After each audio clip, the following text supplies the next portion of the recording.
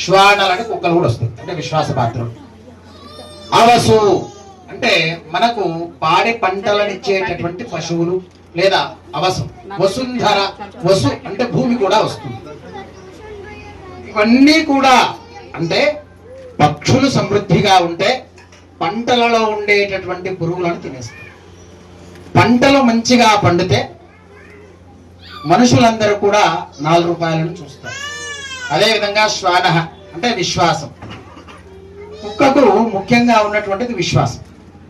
ఆ విశ్వాసాన్ని మనిషి దేవుడి వద్ద చూపుతూ ఉండాలి అని విశ్వావసు నామ సంవత్సరం. అవునయ్య గారు, ప్రతి సంవత్సరానికి ఒక పేరు ఉంది. పెళ్లి కాలేదమ్మా, నారదునికి పెళ్లి కాలేదు. నారదుని చేతిలో ఉన్నటువంటి వీణ పేరు మహతి. అయితే ఒకనాటి కాలంలో శ్రీకృష్ణుడంతటి పరమాత్ముని నేను కాపాడాను అని గర్వంతో విర్రవీగుతున్నటువంటి నారద మహామునికి ఏం జరిగిందయ్యా అంటే, నేను లేకుంటే కృష్ణుడే లేడు, అసలు భాగవతమే లేదు, అసలు భారతమే లేదు అన్న అహంకారం వచ్చేస్తే ఈయన ఒక మాయ వేస్తాడు. ఆయన శ్రీకృష్ణుడు పరమాత్ముడు మొదలే మాయాపూరితుడు. ఆయన ఒక మాయ వేసి ఈయన సంసారంలో దింపుతే గాని బుద్ధి రాదు వీడికి అని చెప్పి, నువ్వు మంచి గ్రహతాపంలో ఉన్నావు నారదా, పద ఇద్దరం వెళ్ళి ఆ యొక్క సరయూ నదిలో స్నానం చేద్దామని చెప్పి సరయూ నదిలో ఆయన మునగంగానే ఆయన తలను పట్టుకొని పెడతాడు. ఈయన మాయ రూపకంగా ఈయన లేస్తాడు. ఆయన కృష్ణుడు పక్కన ఉంటాడు. అక్కడ నారదుడు ఒక్కడే లేస్తాడు.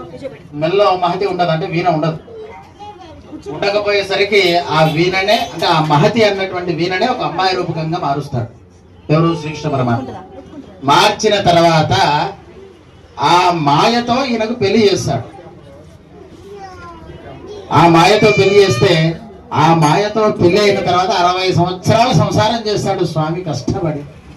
ఒకరు ఇతన్ని కాదు, ప్రభవ విభవ శుక్ల ప్రమోదూత ప్రజోత్పత్తి ఆంగీరస శ్రీముఖ భవ యువ దాత ఈశ్వర ప్రమోద ప్రజోత్పత్తి, ఇట్లా 60 మంది కొడుకుల్ని కట్టాడు కళలోనే. ఇదంతా మాయ, ఇది నిజం కాదు, ఆయనకు పెళ్లి కాలేదు, మాయ.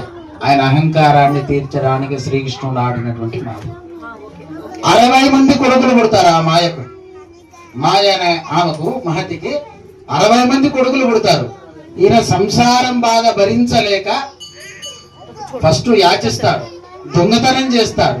రాజు దగ్గర పోయి రాజును పొగిడి రాజును ఆశ్రయించి నేను గుడి కడుతున్నాను, నాకు ధనం కావాలంటాడు. మీరు ఫస్ట్ 3 గోపురాలు కట్టండి, తర్వాత 4వ గోపురానికి నేను ఇస్తాను రాజు అంటాడు. మేము ఇట్లా భూమి పూజకు ఒక 1000 మందికి అన్నదానం చేస్తున్నామండి, మాకు 1000 బస్తాలు ఏం కావాలంటే ఇస్తున్నా తీసుకపో అంటాడు. తీసుకుపోయిన తర్వాత మధ్యలో దొంగ రూపకంగా వచ్చి కృష్ణుడు మాయం చేస్తాడు వాటిని కూడా. అట్లా ఈ